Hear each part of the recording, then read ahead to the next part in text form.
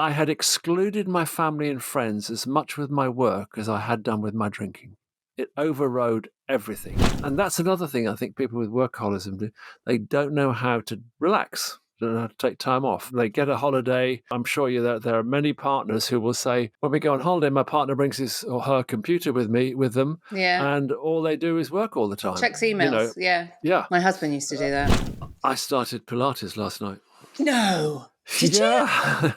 Yeah. I can't quite get that image in my head. No, I couldn't either. You were twisted through seven. Hey everyone, and welcome back to the Soberful podcast. I'm Veronica. Podcast. I'm Chip. How you doing? I'm good. I've had my usual quiet Christmas and even quieter New Year, and feel refreshed. Actually, I do feel really refreshed. I'm back to work last weekend, and feel really glad we had a little break. But I'm glad to be back to work. You know, it's interesting, isn't it? Because we're going to be talking about workaholism today. And same, we had a nice little break, and then we go away for New Year's. We go to Cancun. We have a timeshare there. Yeah. And it's really like, honestly, we do nothing. We're at this massive resort. We eat. We sit by the pool or beach and read, and the kids play and amuse themselves. We get massages every afternoon, and then we eat some more, and then we go to bed. And we do that for 7 days. Oh, how strange. We don't go anywhere. Heidi, well, I mean, I saw some of the photographs, and they look great. And I saw Heidi was saying in bed last night, she said, I'd like to have a little cottage in the middle and have somebody come around and give me a massage every day. Yeah. We had a massage every day. It was great. And there's lots of things you can do. And we had friends with us, and they're like, oh, should we go and see the ruins? Should we go? I'm like, no. Like, I literally stop. And it's great because I'm quite a busy person, right? I do a lot. So it's a really nice, like, all I think about is what we're going to eat, which massage we're going to have, where are the kids. Was it self-catering? No, it's, oh my God, no, it's all inclusive. It's like buffets and it's ridiculous. Okay. Yeah, it's ridiculous. Oh, okay. So I've had quite a busy year, and I needed to have that break. I really did need to do that. So we're going to talk about workaholism, which we are actually a bit shocked that we haven't spoken about this. We are amazed that we haven't spoken about it before, yeah. We're so busy working, we've not thought about it, yeah. Because we've both suffered from it. And it was actually someone suggested it a while ago now. And I was like, oh, well, I'll add that to the list. And I checked our thing. I was like, no, we haven't done. I know we've talked about it, but we haven't dedicated a whole episode. And it is an actual real thing, isn't it? Definitely, without doubt. So there's a good definition here. Workaholism is not the same as somebody who works long hours. Workaholics struggle to psychologically detach from work and have an ongoing rumination about work. So it's different from lots of people work. You know, I've definitely had lots of people work long hours, and they're doing that for often because they need the income or whatever. Yes. But it's different from that, isn't it? Yeah, they're different. I mean, those sort of people, and I might have included myself in that sort of group, would be glad when the day is over. And, you know, you've done a long shift. You've had to do it because of the nature of your job, or you need it for the income. But when you come home, you're not thinking, God, I've got to find something else to do.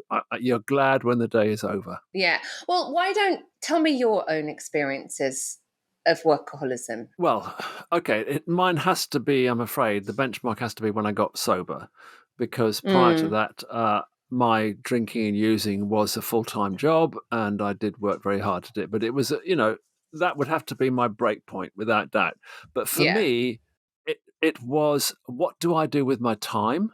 I used to know how to fill my time. I would drink and use drugs. I knew how to fill my time and get up to mischief and all that sort of thing. And it filled up an enormous amount of time. And, even if I wasn't actually actively doing something, I would be comatose or something, but it would take up an enormous. So suddenly I get sober. I've got hours and hours and hours of time on my hands. Didn't have a clue what to do with it.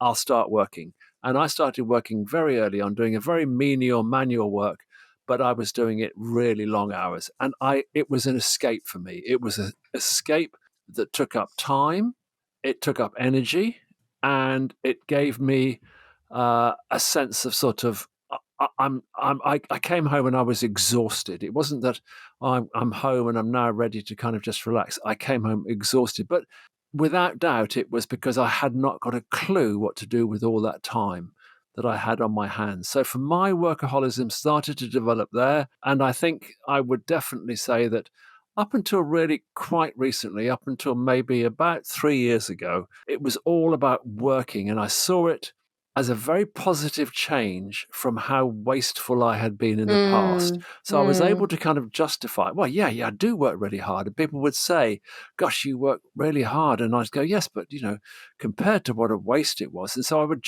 I'd justify it as a positive trait because I was comparing it with how bad I'd been in the other. But for me, I can definitely see that it got completely out of hand. It became competitive. How long? Oh, how long did you work today? Oh, I did 16. Oh, really? It's like I could feel myself kind of slightly sort of getting competitive that I was working harder than other people. I definitely know, I've talked about this before, I think, is that it would be my go-to response when people said, oh, hi, Chip, how are you? Oh, really overworked. I don't know whether it was to elicit sympathy or just to try and show people what a fantastic person I am. I work so hard, and I do all these things, but not doing anything about not changing that. And I think it almost became sort of the importance of work changed, and it became my persona. Chip is somebody who will work really, really hard. And the old thing, I used to be, what's that saying? If you want something done, ask a busy person to do. And there's some truth in that. But I've Yeah. relished that, give me something else to do. I would be, I was running the rehab, I was running car rallies to this and that, and I was doing never a moment to stop and kind of actually engage. And when I gave up the rehab, I know I've said this before, within about 3 weeks, Heidi and my son were saying, God, it's great to have you back. I had been I had excluded my family and friends as much with my work as I had done with my drinking. My drinking it was all about me and had excluded my family. It had excluded my friends. And exactly the same thing happened with my work. It overrode everything. I can't go out I'm too tired. And it became an addiction. I was going to work earlier and earlier and earlier. I could justify, and in the same way that I could justify drinking, I could justify overwork. Well, if I get to work early, I can get more done in the morning when there's nobody else around. And if I work late, I can get more done because there's nobody else around, nobody making phone calls. And I had these ways of justifying what was becoming really, really unhealthy, to the point where it took me years to get together to go and take an afternoon off and go and play a game of golf. So when you were talking, I have this distinct memory. I remember being at Focus 12 and you were really stressed. And it was like a little mini intervention. We were all like, go home and don't bother us. Done it Don't again. call us. If the place burns down, we'll let you know. Otherwise, go away. And it was like prizing your fingers off. You were like getting it. You were like, yeah, but, and we're like, Yeah. the team, like there wasn't anything we couldn't have handled, right? I know. It wasn't like we could handle all of it. I know, but I still remember going away on holiday and I'd say to Heidi, look, I'll go away, but there's going to have to be half an hour a day when I catch up with everything, do all the emails, make sure that everything's okay. And it wasn't necessary. It wasn't, really was it? wasn't necessary. No. And I think there was that sense of, in my head, I've got the words omnipotence and importance. Yes. Only I exactly, understand. Yeah, exactly. Right? I am absolutely central to this. Yes. And I think that was where it started tipping over to really unhealthy workaholism. Yeah. Rather than just being, I'm an important cog in this wheel. No, I am omnipotent to this wheel, or this process. Yeah. Without me, it's not going to work properly. And that felt like a really unhealthy sign that I had tipped over into something that was workaholism, and it became, as I said, it became a lot more exclusive of not only just other people of things that were beneficial to me, like my recovery activities, my social life, time for just relaxing. I was excluding all those things because work became the be all and end all. I mean, how many clients have I got or had over the years who have told me, well, my father was there, but he was never there because he was working all the time. Or the mother could have been, but just generally because of the age group, I'm tending to get fathers who were out at work, working all the time, and were absent as a result. And without doubt, my attitude to work absented me from the family process. I wasn't there anything like as much as I should have been. There's so many. It's so interesting because we overvalue work, and work feels so important, and because for me, I hit burnout, and when you're in it, you can't see the wood for the trees. So there's several things you just can't see it. You can't see it because it feels so vital and important, and the things that you do feel like the world will stop turning unless I do these things, and they're done in the way that I want them to be done. So we have no perspective. Yeah. And then we're out of balance. And it's such a good, I've seen this with clients. It's such a good shield, right? Especially when it is also related to income. And of course, all work is related to income. But when it's like, we're in a financial hole, and and it's like, I work, so I don't have to do anything else. I have no responsibility. I can also be an arsehole in my home. Like I can be an absolute because I'm stressed and I'm tired and I work and I bring home the bacon, right? People, we can use it as a justification to justify really bad behavior. Like I don't have to grow, I don't have to change, and everyone has to kind of accommodate me because I do this very, very, very important thing. And again, I want to say there are people in very tough situations who are working very, very, very hard, very long to just keep a roof over their heads. And I absolutely, there's sometimes all you can do is just get through the day, hanging on by your fingertips.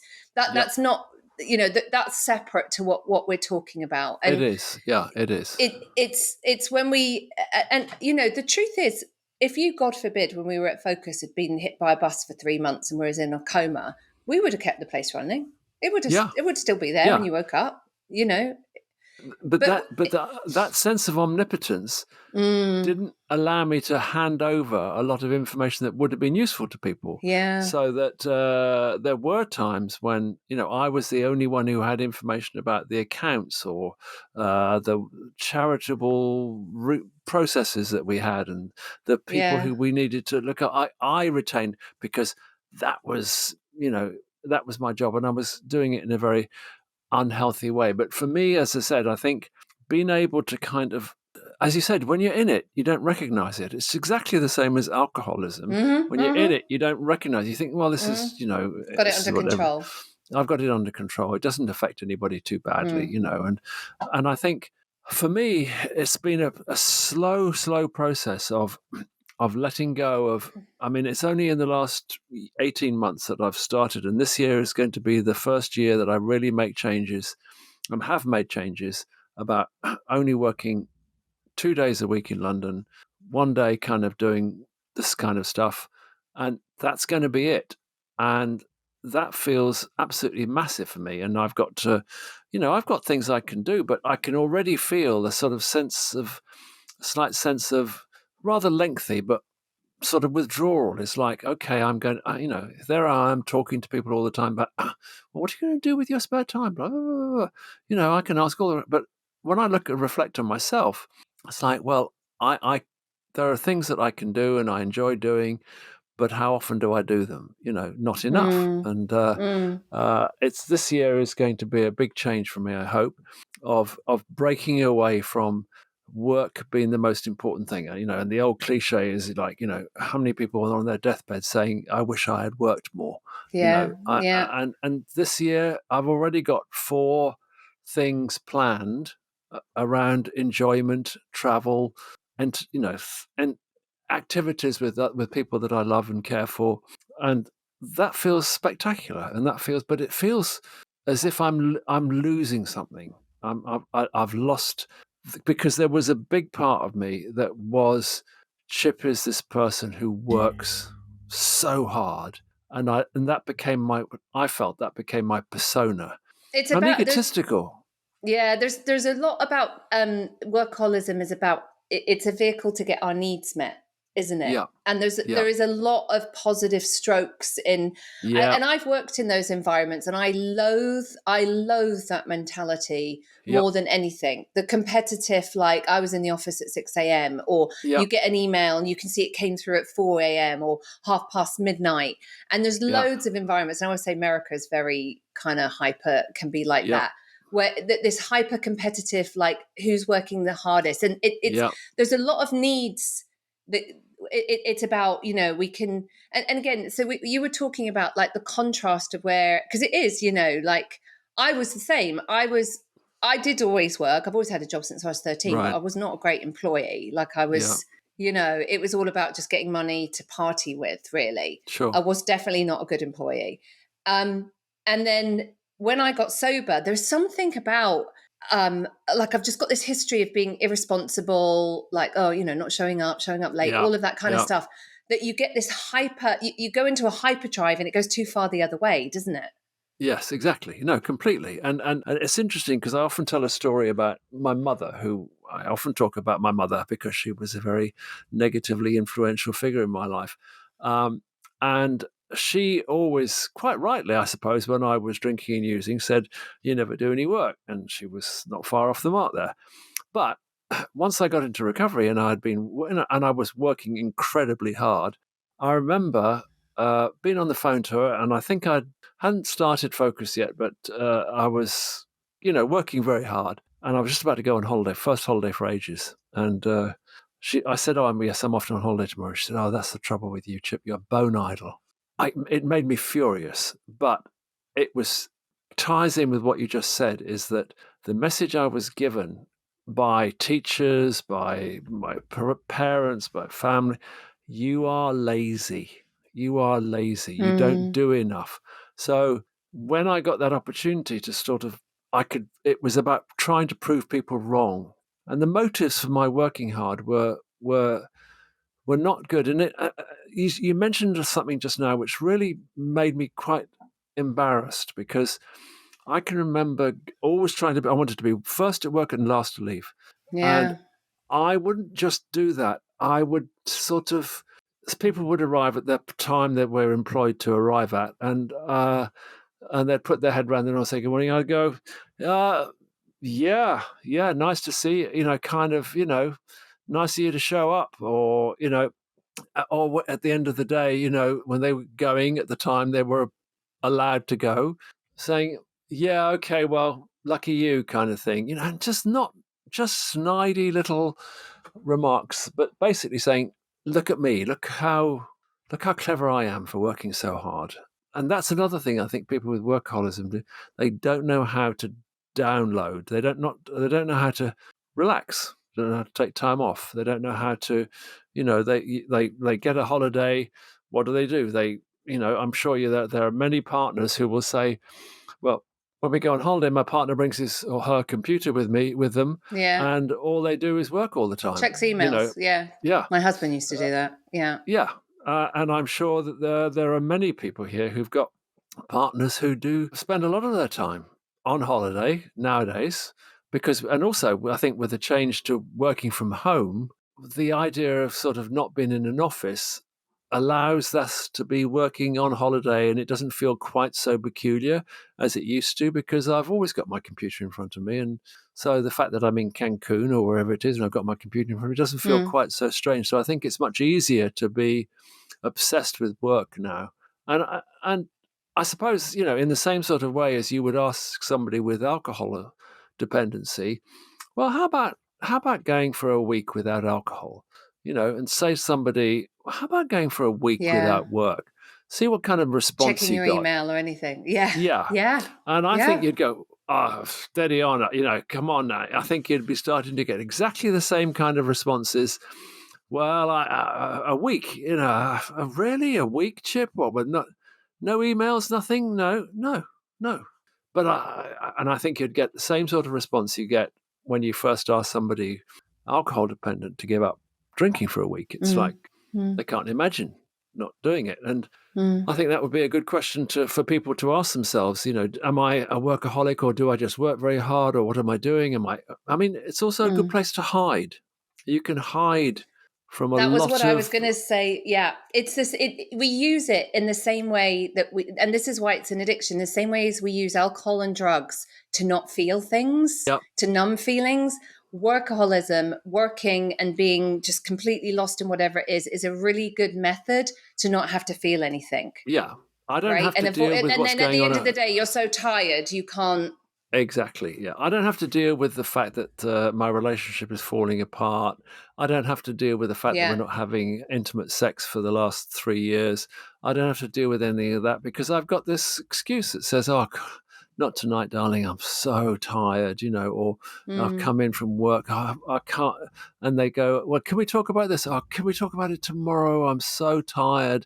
And it's a really great place to to escape from some of the mm, problems that you might be having in life, in your relationship or wherever it is. It's a mm, good place to escape to. But I think, who's going to be the monitor of telling you when you're working too hard? I mean, I know that I would not have responded well if somebody had said to me, "Do you look to me like you're working a bit too hard, Chip? How about?"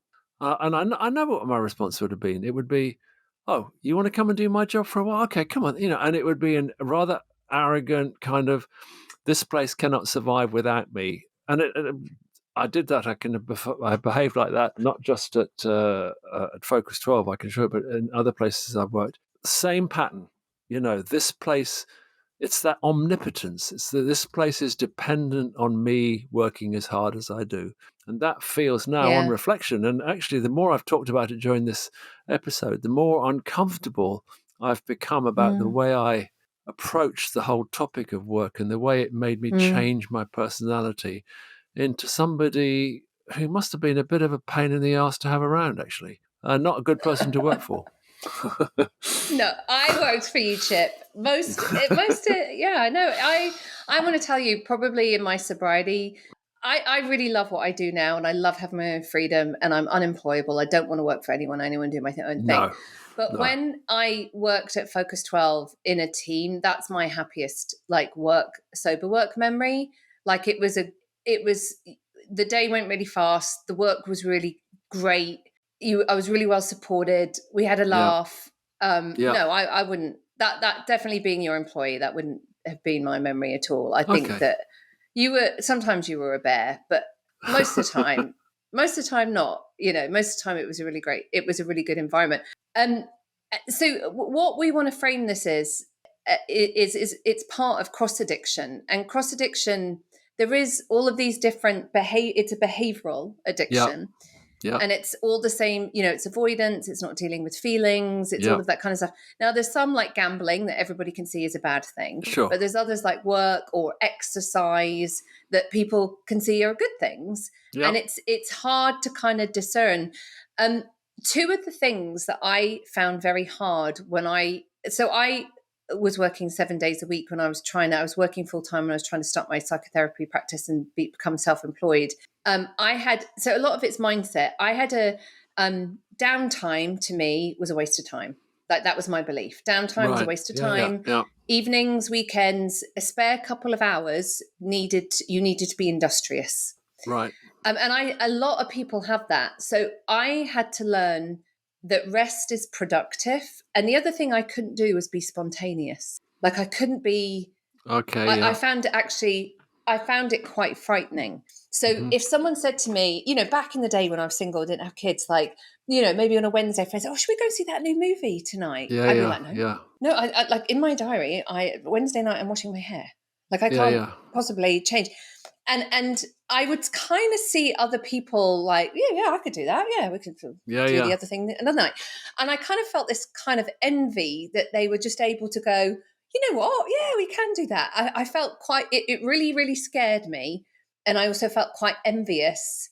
I didn't know how to not be really scheduled. Like, I yeah, didn't know, like, even my leisure time was scheduled. Like, we're going to do dinner on Saturday, and Sunday morning I'm having brunch with that person. And yeah. like, even my leisure time was like structured and scheduled. I and couldn't time be. limited probably as well. I've And got time an hour. limited, yes, Yeah, yeah. yeah, yeah, Yeah, I got to yeah, drive, I got to park, I got to do yeah, that, because then yeah, after brunch, I have to do the grocery shopping, because that yeah, needs to happen on Saturday. yeah, Yeah, everything was like that. And so even my leisure time was like structured and all of that. yeah, And I had to learn, and I do this a lot with my clients now. The biggest thing for me is rest is productive.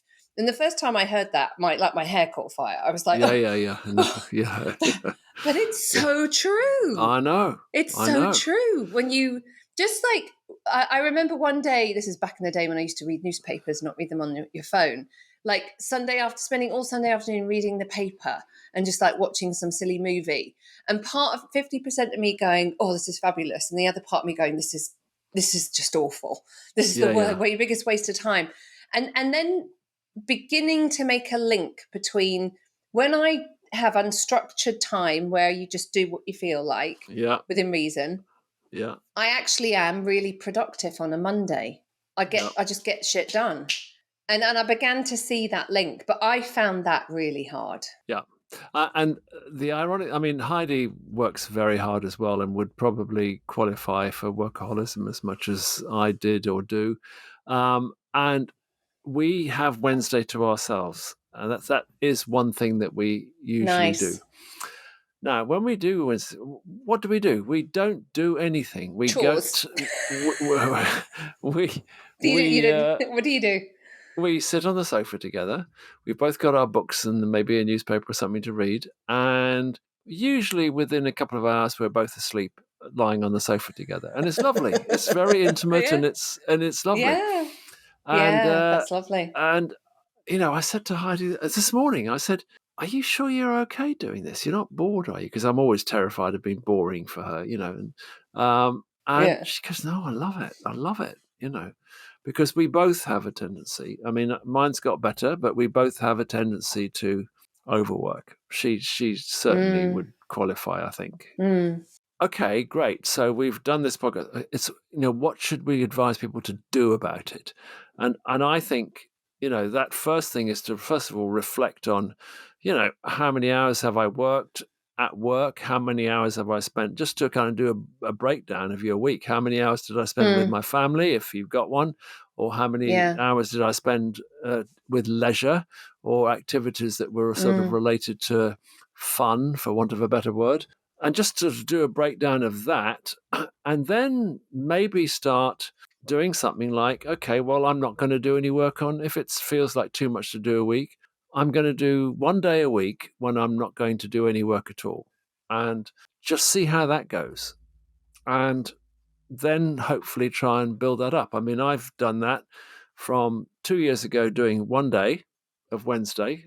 I'm now mm, working this year. I'm hoping to aim for 3 days of not doing anything. So mm-hmm. we shall see. It's a slow retirement, but it's happening. I do think so. There's something here also about purpose, and I'm Hmm. absolutely convinced that longevity is very much related to purpose. And I want to carry on working for as long as I want to, Yeah. in a way that I want to. Like, I don't want to be having to work full time in my 70s, but I definitely want to I love what I do, and I know you do as well. I love this Yeah. field, whether it's teaching, whether it's whatever it is. I want to be doing something, and I definitely think there is. I think of all the people who are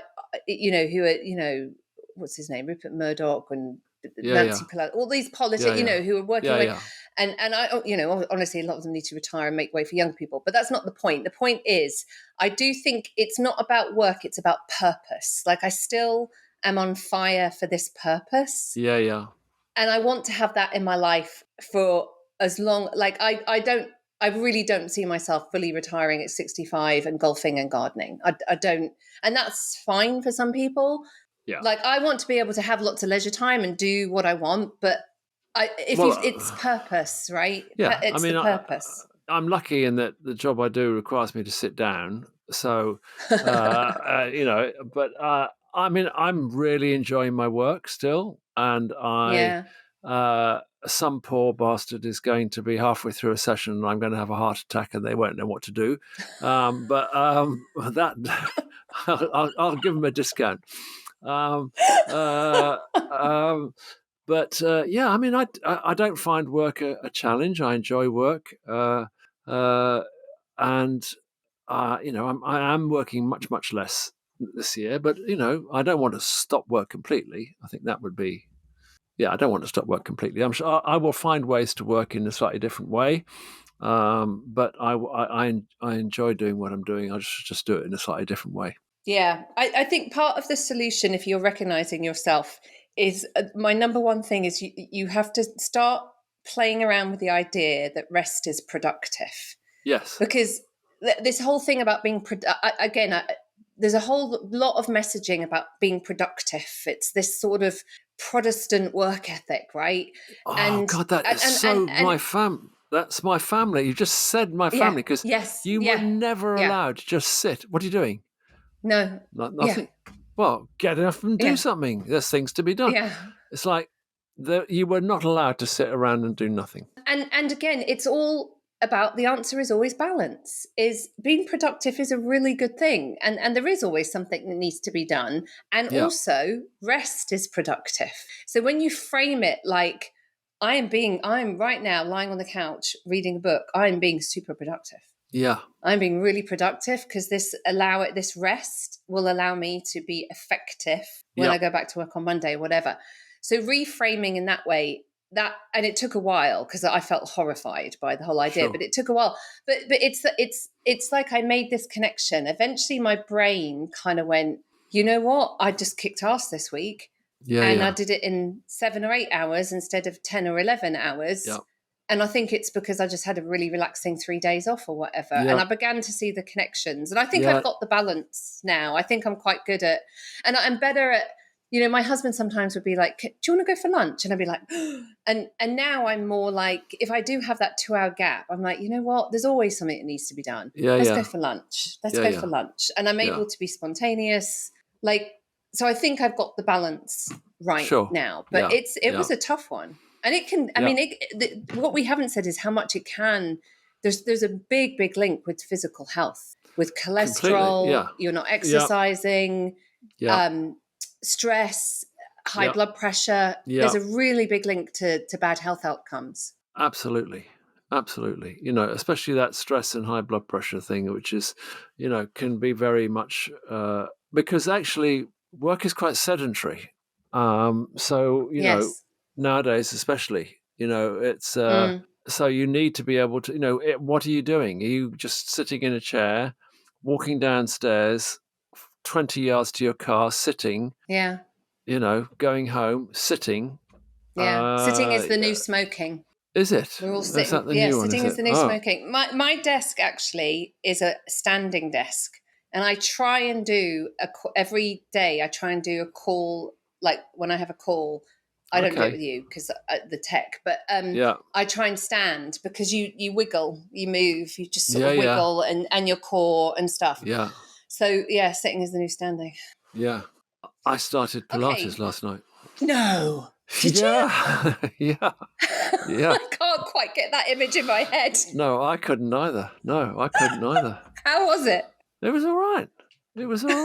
Yeah. I'm going back next week anyway.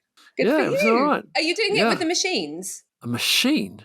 There's Pilates machines. You're not doing the machine one. You're doing the other version. No, I'm doing some bossy woman who tells me what to do. A bossy woman. Good for you. Yeah, it was all right. My wife was appalled at the outfit I wore, but then... oh, God, it wasn't lycra, was it? I can't believe you're going out like that. No, it was a pair of tracking bottoms, a sort of hoodie. But I mean, I didn't give a thought.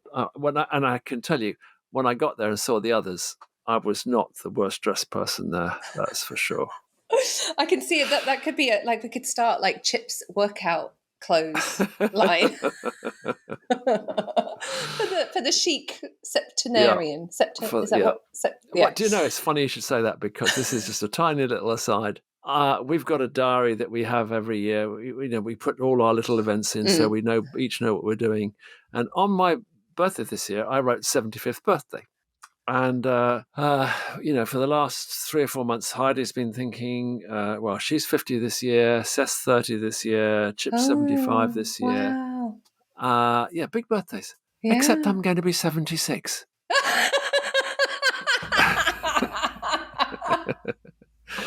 I'm already 75. And we had all gone into some sort of group denial that I was... Oh my goodness. Yeah, God. Well, on that note, Yeah. we hope that you found that useful. And if you are recognizing yourself, there's some tools and tips for you to start thinking differently. Indeed. And we will be back next week. Thanks for being here. Take care. Okay, thanks.